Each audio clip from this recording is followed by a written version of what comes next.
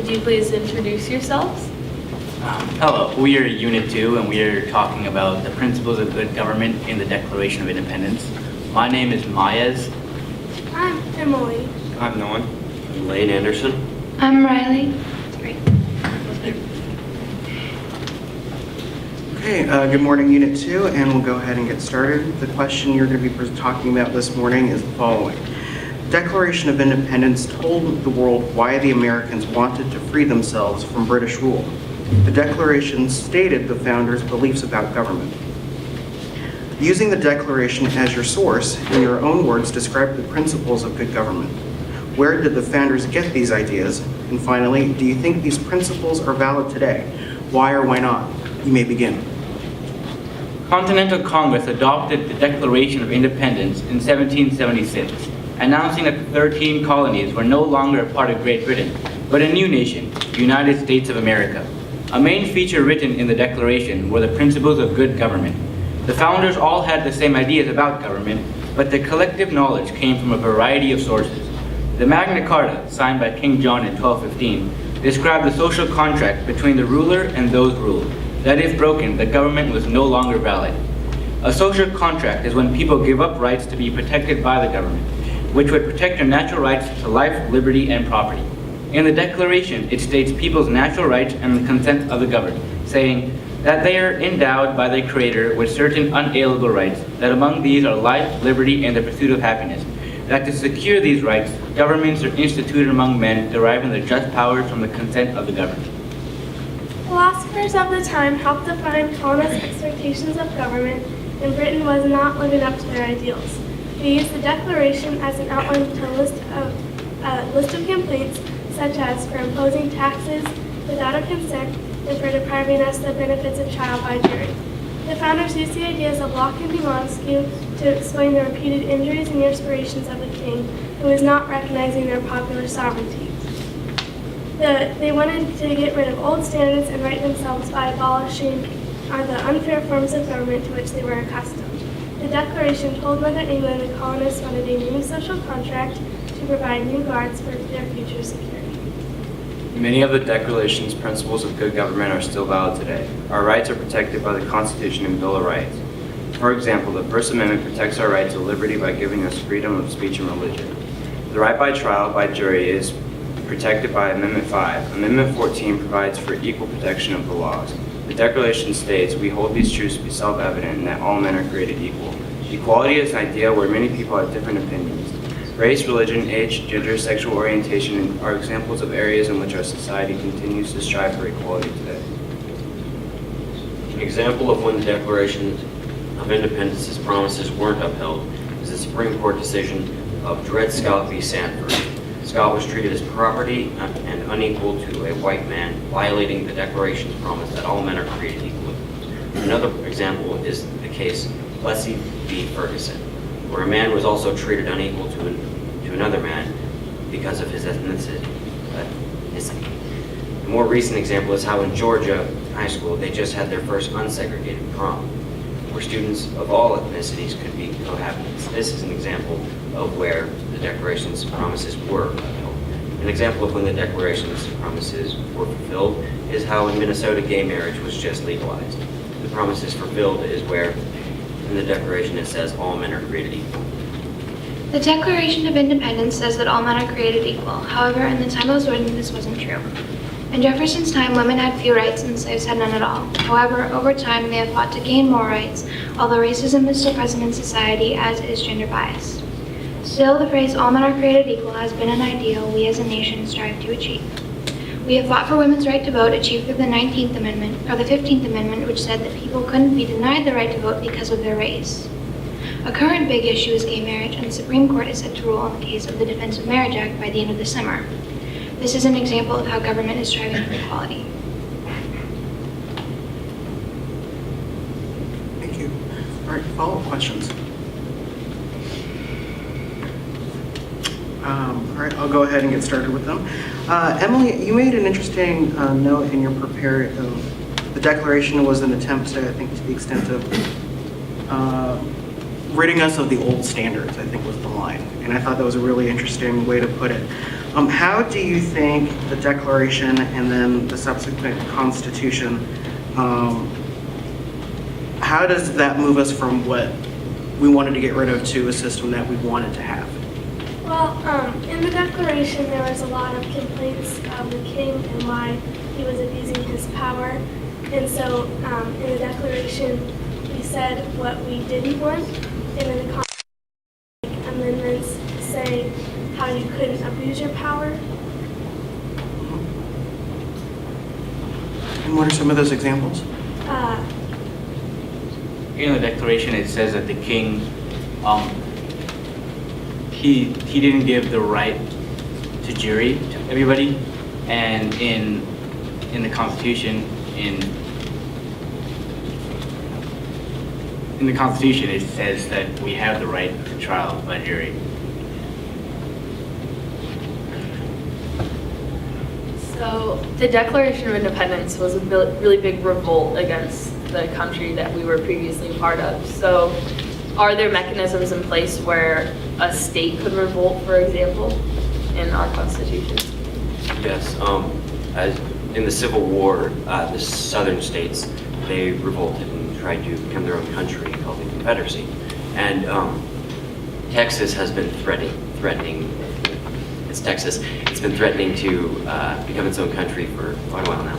And it can happen because of if there are certain things that they don't like and they can't change in the Constitution that they can't amend, and it's not working. I guess that's a proper place for it to become its own state or country. Do you think it's okay then, when in the Civil War the North tried to keep the South in the U.S.? Or do you think they should have let them leave? I think Abe Lincoln wanted to keep his country strong and a big part so that all the country would function, because there are certain things in the South that are a necessity to people in the North.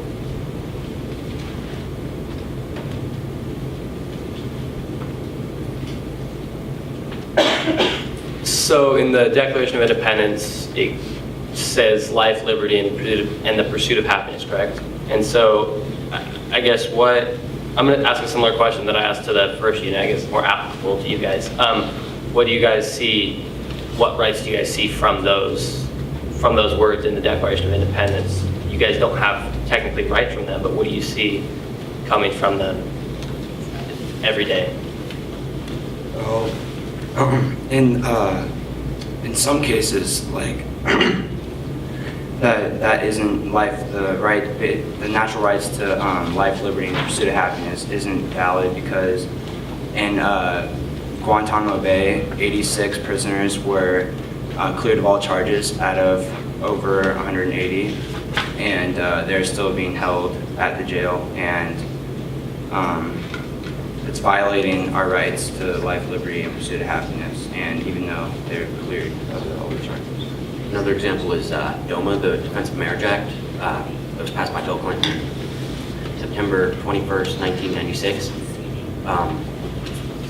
It basically violates people's rights to pursue their happiness, if you will, by getting married. Because right now the Defense of Marriage Act says that it's between two straight people, a man and a female, one man and one female. And yeah, that's my opinion. All right, I'll go ahead and I would like to actually follow up on Calvin's previous questioning. So with the notion then of, states having the right or ability whether or not to secede from the Union, I'll ask you this question. Should a portion of our nation or a state that wishes to remove itself from the United States be allowed to do so? Why or why not? If they have proper reasoning, if they can't get what that state feels like it needs done, then I feel like they should secede. I disagree with Lane. I think that the Constitution was made for all the states in America, and that all the states should listen to it, and if they don't like it, they should try and add an amendment, and if the amendment doesn't pass, the bill doesn't pass, then they should just leave it like that and follow the Constitution. Well, our Constitution says that it is the right of the people when the government becomes destructive to alter or abolish it. that could be considered as seceding? In the Declaration of Independence, I know Jefferson wrote that when a government becomes abusive, that you have the right to obstruct and change your government. And that can be taken as seceding, creating a brand new one, as he did. Are there any additional rights that you guys would like to have seen added to the Declaration of Independence when they did secede from England?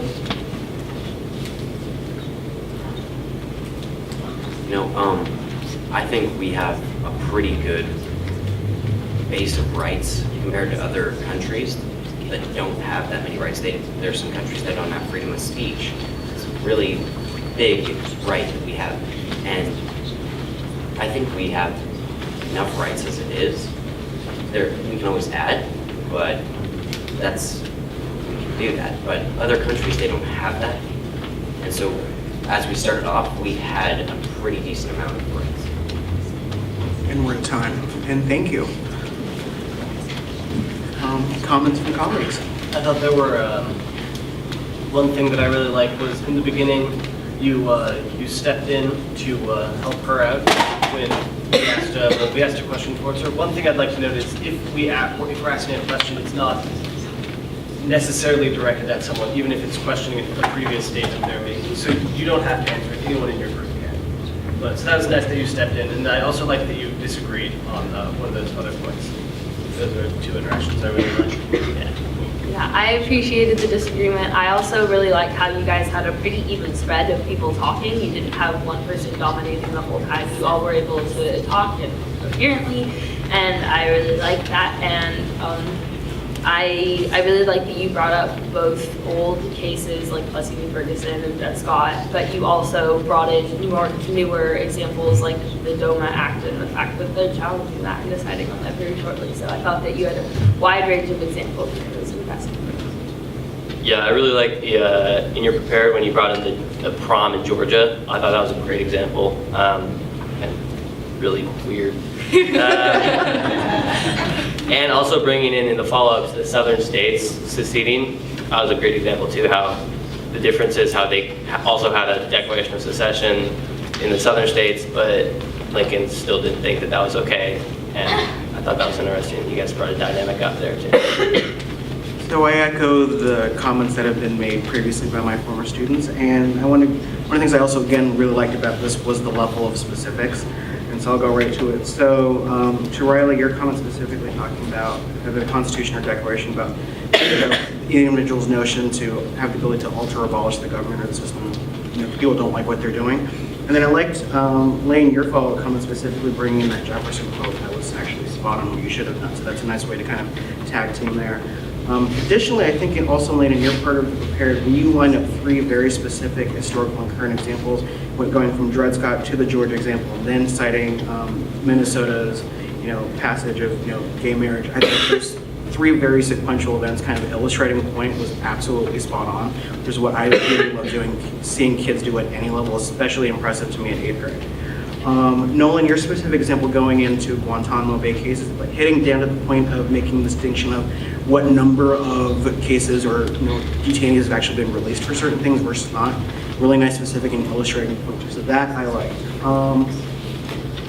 Emily, when I asked you the first question, I like this distinction that you made, specifically saying the Declaration of Independence was an example of our listing of everything we didn't like and what we don't want to have in a future government. And then comparing it to the Constitution is basically saying, okay, if we don't have this, we make sure that everything over here doesn't end up in our final system. So I like how you framed that opening very well.